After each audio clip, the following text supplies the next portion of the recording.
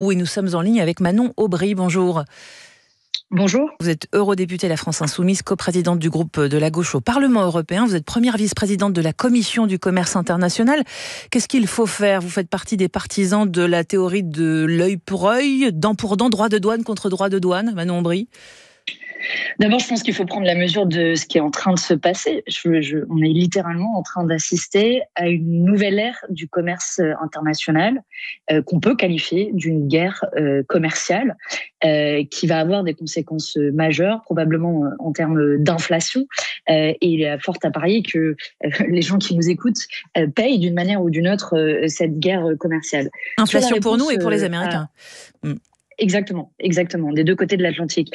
Sur la réponse à apporter, moi, ce qui m'a sidéré ces derniers mois, c'est une forme d'attentisme de la part de l'Union européenne, mais aussi de la France. Vous l'avez dit, je siège dans la Commission des affaires commerciales. On a interpellé à de nombreuses reprises la Commission européenne pour savoir quels allaient être les outils en préparation. Et ce matin encore, la présidente de la Commission européenne, Ursula von der Leyen, semble quelque part temporiser en disant on va étudier la possibilité d'utiliser notamment les mécanismes anti-coercition que Fabien Cazot, votre journaliste à Bruxelles, évoquait. Donc restreindre par exemple l'accès des investisseurs américains au marché public européen, ça c'est une piste. Exactement. Oui. Exactement. Et on a des outils. Je veux dire, l'Union européenne est une des premières économies au monde.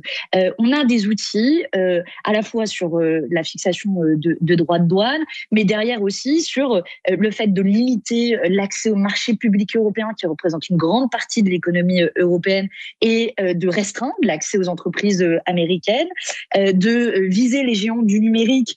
Et je pense que l'Union européenne ne doit pas avoir la main qui tremble sur le sujet. Donc Meta, Google et les autres. Exactement. Et on sait combien Donald Trump est proche des milliardaires qui possèdent ces entreprises. Mais quand vous dites on n'a pas assez anticipé, vous dites quoi, que la Commission, que la présidente de la Commission a fait preuve de naïveté ? Oui, clairement. L'Union européenne, Ursula von der Leyen, Emmanuel Macron aussi lui-même, qui est très fort en communication, mais assez peu en action, ont fait preuve d'une naïveté, et le mot est faible. Pour moi, ils ont aussi une part de responsabilité dans la guerre commerciale qui est en train de se dérouler, parce qu'ils ont entraîné nos économies européennes dans une fuite en avant, dans laquelle nous faisons dépendre nos économies aux exportations. On est en train de construire un modèle économique avec, après des décennies de politique libérale, où on a sacrifié plein de secteurs économiques et on est devenu dépendant dans un très grand nombre d'autres secteurs économiques. Mais quand même, la faute, elle n'est pas d'abord celle de Donald Trump et des Américains qui lancent cette offensive, Manon Aubry, aujourd'hui. Écoutez, si cette offensive de Donald Trump, elle a des répercussions massives sur l'Union européenne, c'est bien parce que nous avons construit une économie dont l'objectif est de se tourner vers l'exportation pour les produits à forte valeur ajoutée, le vin, les cosmétiques, etc., et d'être dépendant des importations pour les produits du quotidien que nous avons besoin. Moi, ce que je souhaite... Mais ça, ce sont des décennies de mondialisation. Vous avez raison. C'est pas principalement peut-être la faute aujourd'hui du président actuel de la République. Et il est quand même au pouvoir depuis 7 ans, et qu'a-t-il fait pour relocaliser nos productions et nos économies ? De la même manière, quand j'ai entendu hier dans l'hémicycle du Parlement européen, Ursula von der Leyen, la présidente de la Commission européenne, vanter les accords de libre-échange comme une réponse à la guerre commerciale qui est en train de se livrer, c'est en réalité accélérer nos dépendances aux États extérieurs, parce qu'aujourd'hui, ce sont les États-Unis. Mais demain, ça pourrait être d'autres États avec qui on va signer des accords de libre-écge. Ça pourrait être les États du Mercosur. Donc il ne faut pas trouver d'autres débouchés, justement. Tenter de vendre à d'autres qu'aux Américains. C'est l'erreur qu'on est en train, la mondialisation hors Amérique, quoi. De continuer à s'engouffrer dans cette fuite en avant du libre-échange, plutôt que de se poser une question qui est simple, mais qui est fondamentale. De quoi avons-nous besoin ? Qu'est-ce que nous avons besoin de produire sur le sol européen pour répondre à quels besoins et en quelle quantité, et comment on se donne les moyens de produire au maximum sur le sol européen ? Pour moi, c'est la question fondamentale à se poser en réponse à cette guerre commerciale. Et on va revenir justement sur les ripostes possibles. Vous restez avec nous, Manon Aubry. Il est 10h18, le fil info, Damien Mestre.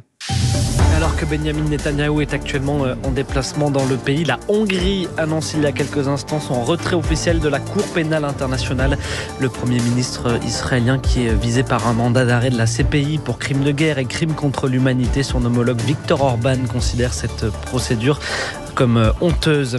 Les bombardements israéliens se poursuivent dans le même temps dans le nord de la bande de Gaza. Une nouvelle frappe a fait au moins 15 morts ce matin selon la défense civile. C'est au tour de François Bayrou de réagir à ces droits de douane massifs annoncés hier soir par Donald Trump. C'est une catastrophe pour les États-Unis, dit le Premier ministre qui prédit une immense difficulté à venir pour l'Europe. L'Union européenne dont l'ensemble des produits va être taxé à 20%. Les bourses européennes dévissent ce matin à l'ouverture, moins 2% en Allemagne. La population d'ours dans les Pyrénées continue son développement. 96 individus recensés dans l'ensemble du massif l'an dernier. C'est 6 de plus que l'année précédente. En revanche, l'Office français de la biodiversité indique qu'à ce stade, on ne sait pas encore si ces ours ont une réelle chance de survie à moyen terme. Et puis heureusement que les serveurs informatiques de Parcoursup sont solides. Les dossiers de candidature de près de 1 million de futurs étudiants ont été clôturés hier soir à minuit. 100 000 connexions recensées dans les toutes dernières minutes. Les premières réponses seront reçues le 2 juin prochain. Et nous sommes toujours avec Manon Aubry, eurodéputée La France Insoumise. Vous êtes première vice-présidente, on le rappelle, de la Commission du commerce international. Plusieurs outils, on le disait, sont déjà sur la table. On sait qu'une première riposte aux Américains est déjà prévue pour le 13 avril avec une liste de produits américains visés. Mais il y a débat. Le risque, c'est de tomber dans une spirale de représailles. Écoutez ce qu'en disait justement l'administration Trump hier soir qui met en garde les pays qui s'aviseraient de se lancer dans une surenchère. Le secrétaire au Trésor, Scott Bessent. Nous verrons bien ce qu'ils feront. Mon conseil à tous les pays est de ne pas riposter. Détendez-vous, encaissez le coup et attendez de voir comment la situation évolue. Car si vous ripostez, il y aura une escalade. Manon Aubry, faut négocier, faut riposter. Est-ce qu'il est souhaitable de négocier comme le souhaite Ursula von der Leyen? Est-ce qu'il y a encore une marge de négociation?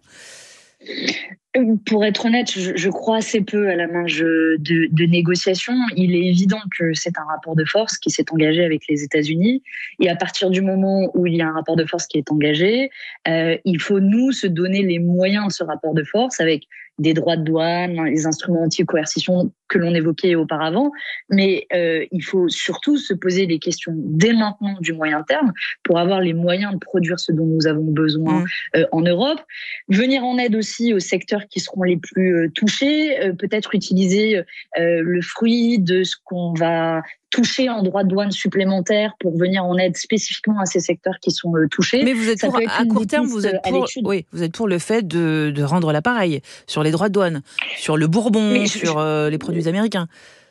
Je pense qu'il n'y a pas d'autre alternative parce que si on continue à se faire dicter en fait la loi du commerce international par les États-Unis, si on continue cette fuite en avant du libre-échange en se disant que finalement notre économie continue à être dépendante sur l'extérieur, on va être dépendant des soubresauts des dirigeants politiques un peu fous à la tête d'État, parce que vous l'avez pas mentionné, mais y compris la manière dont a été calculé les soi-disant droits de douane appliqués par l'Union européenne de la part de l'administration Trump, c'est une folie totale. Oui, il a parlé de 39% qu'on imposait aux États-Unis.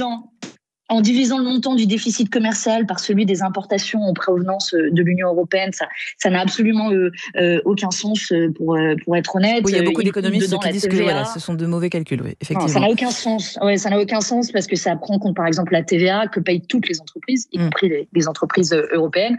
Donc tout ça est une pure folie. Mais croire qu'on va ramener Donald Trump à la raison, enfin honnêtement, il est président pour les 4 années à venir des États-Unis. Moi, je pense que c'est plutôt le moment de sortir de notre dépendance à ce libre-échange complètement fou et dérégulé. Sauf que nous sommes 27, il n'y a pas unanimité européenne pour l'instant. Manon Aubry, Viktor Orban, par exemple, le Premier ministre hongrois, qui lui souhaite coopérer avec les États-Unis. C'est le cas aussi de Giorgia Meloni, la première ministre italienne. On voit que toute l'extrême droite... On arrivera à se mettre d'accord c'est une excellente question. Moi, j'ai assez peu d'espoir, pour être tout à fait honnête et transparente avec vous, y compris au vu des débats qui se tiennent dans l'enceinte, dans les institutions européennes. On voit que personne n'apprend des leçons. C'était déjà le cas au moment du Covid.